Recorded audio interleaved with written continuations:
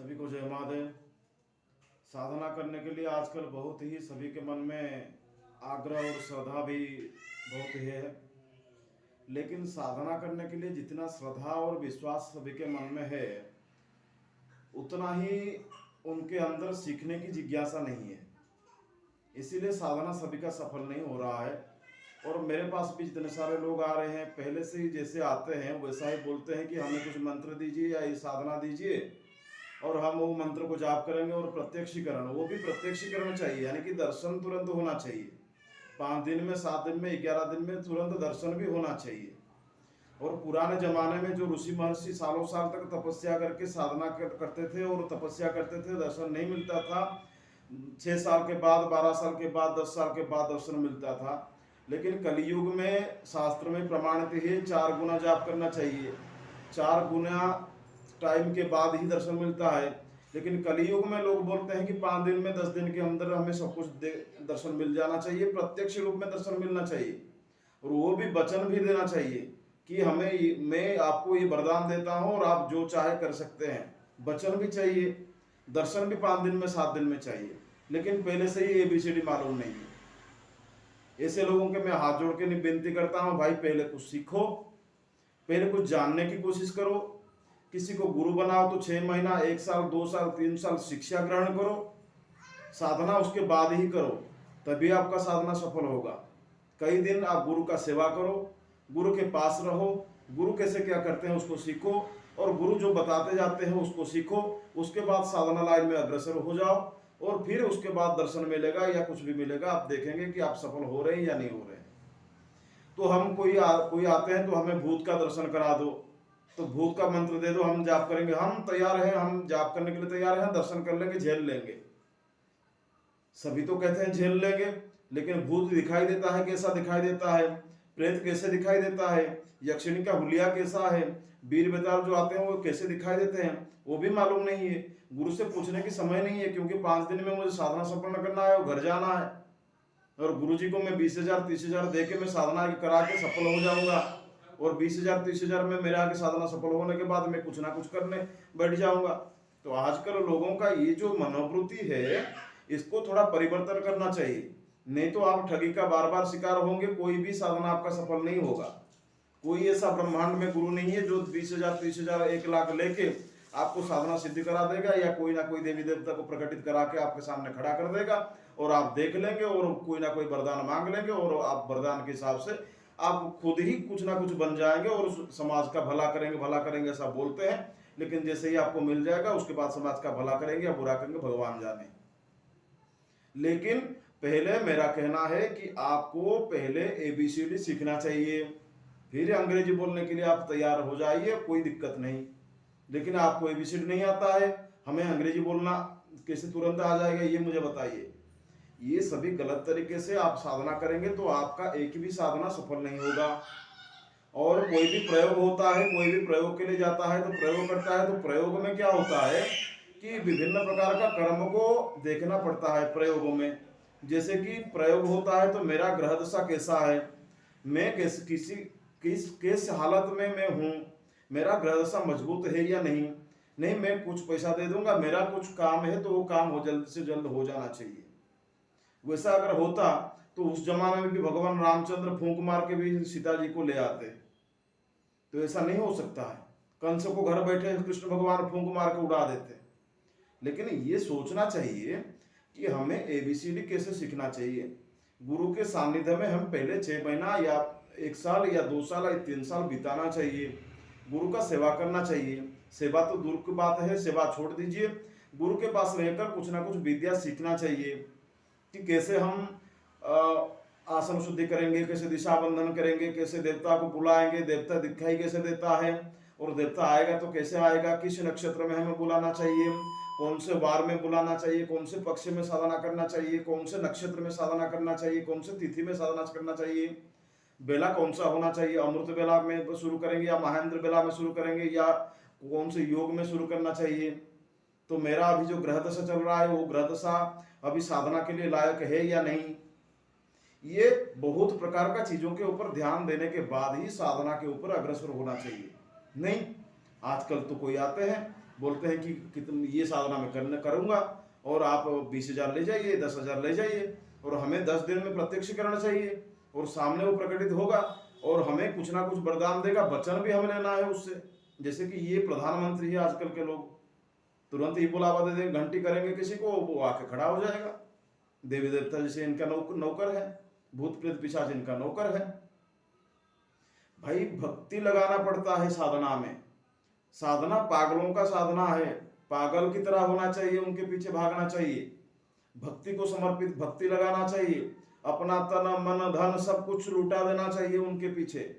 तभी वो देखेंगे कि नहीं मेरे लिए लायक कोई बंदा, कोई शिष्य, कोई भक्त मेरे लिए लायक बना है, मैं उसे दर्शन देने के लिए जाऊंगा। तो दर्शन यूं ही नहीं मिलता है। प्रधानमंत्री का दर्शन करने के लिए आपको तो अपॉइंटमेंट लेना पड़ता है, 20 दिन या 1 महीने के बाद आपको दर्शन मिलेगा या नहीं मिलेगा। तो ये भूत प्रेत पिशाच या वीर बेताल यक्षिणी जोगिनी जितने भी साधना के अंतर्गत आते हैं, उनको दर्शन करने के लिए उनका हुलिया, वो कैसे आते हैं, आने के समय में क्या क्या दिक्कत होता है, या आने के समय में कैसा आवाज आता है, कैसा माहौल बनता है, और उनका पैर कैसा है, हाथ कैसा है, मुंह कैसा है, और वो किस राज्य से आएंगे, किस देश से आएंगे या किस दुनिया से आएंगे, इसके ऊपर ध्यान देना चाहिए। और वो रहते किधर है, जिसका साधना करेंगे उसके बारे में सब कुछ जानकारी होना चाहिए आपके पास। अगर यक्षिणी का साधना करते हैं तो यक्षिणी किधर वास करती है, यक्षिणी के पास उसका यक्ष, उसका पति यक्ष है या नहीं है, या वो विधवा है, या वो सधवा है, या वो नारी है, वो आएगा तो कैसे आएगा, और आने के वक्त में कैसा दिखाई देगा, उग्र रूप से आएगा या सौम्य रूप से आएगा, और कितना मंत्र जाप करने के बाद आएगा, उसका कौन से नक्षत्र में, कौन सा वार में, कौन से तिथि में उसका साधना करेंगे तभी वो आएगा। नहीं कभी ना कभी आप टाइम निकाल के आपका ट्रेन का टिकट करके आइए, फ्लाइट का टिकट करके आ जाएंगे और तुरंत बोलेंगे कि हमें ये साधना दे दो, और वो कोई ना कोई दिन बैठ जाएंगे और साधना करेंगे, वो साधना सफल नहीं होगा तो बोलेंगे कि गुरु ही झूठा है। तो गुरु को आजकल गाली देने वाले बहुत सारे लोग पैदा हो जाते हैं, क्योंकि गुरु निंदक ही कलयुग में ही बनेंगे। गुरु निंदक और कोई युग में नहीं है, गुरु निंदक सिर्फ कलयुग में ही बनते हैं, क्योंकि अपना तो गलती देखते ही नहीं है, बस गुरु का गलती ही देखते रहते हैं। गुरु क्या गलती कर दिया और हमें साधना दिया और साधना सफल नहीं हुआ। अरे भाई आपको तो साधना गुरु दे देंगे, मार्ग बता देंगे, गुरु मार्गदर्शक होते हैं, गुरु कोई भगवान नहीं है, गुरु मार्ग दिखाते हैं, उसी मार्ग पे चलना है। आप अगर साधना का मंत्र गुरु दे दिए और आप कोई सिनेमा का बात, घर का बात, कोई ना कोई बात में जैसे आएंगे यक्षिणी आएंगे या बेताल आएंगे, मैं उनको वरदान प्राप्ति करके ऐसा कर दूंगा, ऐसा कर दूंगा, विभिन्न प्रकार सोच में पड़ जाते हैं, तो आपका साधना कभी भी जिंदगी में सफल नहीं होगा। तो साधना सफल करने के लिए पागलों की तरह गुरु के पीछे भागना चाहिए, मंत्र के पीछे भागना चाहिए, और जिस देवी देवता को पुकार रहे हैं या पूजा कर रहे हैं या बुलावा दे रहे हैं उसके पीछे पूरा पागल की तरह भागना चाहिए। अपना तन मन धन 3 प्रकार का चीज लुटा देना चाहिए। तन मन धन यानी कि सर्वस्व लुटा देना चाहिए साधक को साधना के पीछे। तो आजकल तो एक अगरबत्ती यानी कि अखंड दीपक जलाने के लिए लोगों को बुरा लगता है, नहीं साधना सफल होगा तभी मैं कुछ करूंगा, तभी मैं पैसा दूंगा। तो गुरु को अपने जेब से खर्चा करके साधक को सिखाएगा, सब कुछ कराएगा, आखिर में साधक का सफल नहीं होगा। क्यों? क्योंकि साधक को एबीसीडी नहीं आता है, साधक का भी जिज्ञासा नहीं है, और शिष्य का जिज्ञासा नहीं है कि मैं कुछ सीखूं और बाद में करूं। एक एग्जाम देने के लिए 1 साल पढ़ाई करना पड़ता है, 1 साल के बाद एक एग्जाम आता है। लेकिन आजकल क्या करते हैं कि हम तुरंत ही कुछ ना कुछ पा जाएंगे, तुरंत ही हमें कुछ मिल जाना चाहिए और तुरंत ही हम कुछ बन जाएंगे। ऐसा जो सोच रखते हैं, ये सोच सबसे यानी कि आपका गलती है। ये सोच रखने वाला का कभी भी साधना सिद्ध नहीं होगा। अगर आप साधना करना या साधना में सफल होना चाहते हैं तो संपूर्ण साधना का जितना भी नियम है, जितना भी विद्या है, जितना भी कुछ है, उसको पहले सीखिए। चाहे 6 महीना लग जाए, चाहे 1 साल लग जाए, चाहे 2 साल लग जाए, उसके बाद साधना के ऊपर आप ध्यान दीजिए, साधना कीजिए। साधना एक बार में सफल हो सकता है, नहीं भी हो सकता है, बार बार उसी साधना को कीजिए, तब भी जाके एक साधना सफल होगा। आप जब पहले साइकिल चलाते थे तो साइकिल में आप बार बार गिरते थे फिर उठते थे।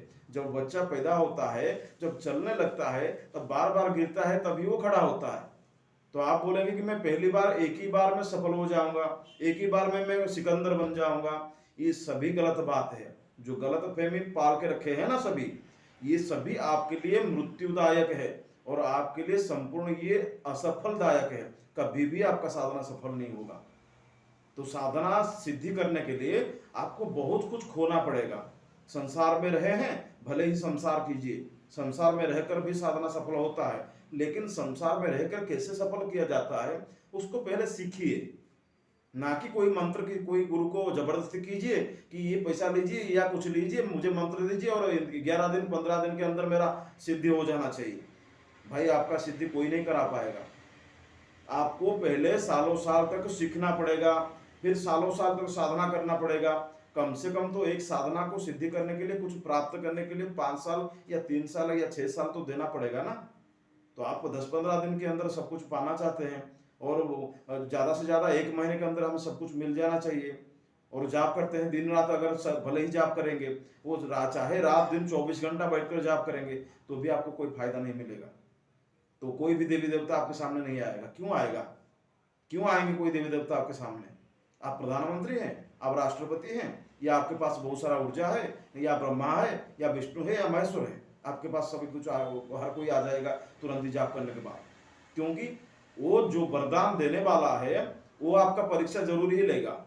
तो आप परीक्षा में खरे नहीं उतरेंगे तो आपको मृत्यु को वर्ण करना ही पड़ेगा, नहीं तो साधना सफल ही नहीं होगा। आप वैसे ही भटकते रहेंगे। और भटकना तो जिंदगी का मेन ही हिस्सा है। तो भटकना, सभी आदमी भटकते हैं, तो आप भी भटकेंगे। तो इसीलिए साधना करते वक्त पहले गुरु से निवेदन करना चाहिए, हे गुरुदेव मुझे ये सारी विद्या सिखाइए। पहले सीखने के बाद खुद ही अपने पांव पे खड़े होना सीख जाएंगे और खुद ही साधना करने के लायक बन जाएंगे। और बाद में जब आप ही गुरु बनेंगे तो किसी ना किसी को विद्या देने के लिए आपके अंदर सामर्थ्य आएगा। नहीं तो किसी गुरु के पास मंत्र ले लेंगे, मंत्र को जाप करेंगे, 15 दिन 1 महीना जाप करेंगे, कोई ना कोई सफल नहीं होगा। तो बाद में बोलेंगे कि गुरु जो मंत्र दिए मंत्र ही गलत है, इस साला गुरु ही पाखंडी है, और सब कुछ पाखंड गुरु के ऊपर ही जाएगा। तो इसीलिए मेरा सभी को विनती है, पहले सीखिए, पहले विद्या को ग्रहण कीजिए, फिर विद्या को प्रयोग कीजिए। ग्रहण आजकल नहीं करते हैं, बस हमें प्रयोग ही तुरंत करना है। आजकल तो बहुत सारे तांत्रिक निकल आए हैं, बहुत सारे साधक निकल आए हैं, सभी बोलते हैं हम फलाना फलाना काम कर देंगे, लेकिन काम तो सभी का नहीं होता है। 100% लोगों का, एक डॉक्टर के पास सभी मरीज जाते हैं, लेकिन 100 से 100 मरीज कभी भी ठीक नहीं होते हैं एक डॉक्टर के पास। यानी कि वो डॉक्टर गलत है क्या? वो डॉक्टर कभी गलत नहीं है, लेकिन मरीज का दिमाग गलत है। वो उसका दिमाग जिसका गलत है वो सभी को ही गलत सोचेगा। तो इसीलिए हर एक साधना सफल नहीं होता है, हर एक प्रयोग एक बार में सफल नहीं होता है।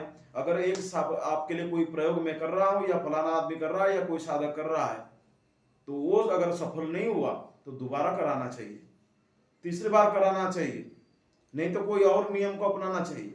ऐसा नहीं कि मेरा साधना सफल नहीं हुआ या मेरा कोई प्रयोग सफल नहीं हुआ तो वो पाखंडी है और उसको गाली देना चाहिए, वो कुछ काम नहीं जानता है। ये सभी गलत प्रक्रिया है। यानी कि आपके अंदर हिम्मत नहीं है, आपके अंदर धीरज नहीं है, आपके अंदर कुछ चीजों को सीखने का या करने हेतु कोई साधना या कोई प्रयोग, आपके अंदर कोई धीरज ही धैर्य ही नहीं है। तो इसीलिए आजकल साधना विफल हो रहा है। तो कैसे सफल होगा, नियम क्या क्या है, कौन सा चीज के ऊपर ध्यान देना चाहिए, मैं आपको अगले वीडियो में बताऊंगा। और ध्यान देकर सुनना है, तभी जाके आप सफल हो पाएंगे हर एक साधना में। तब तक के लिए जय माता।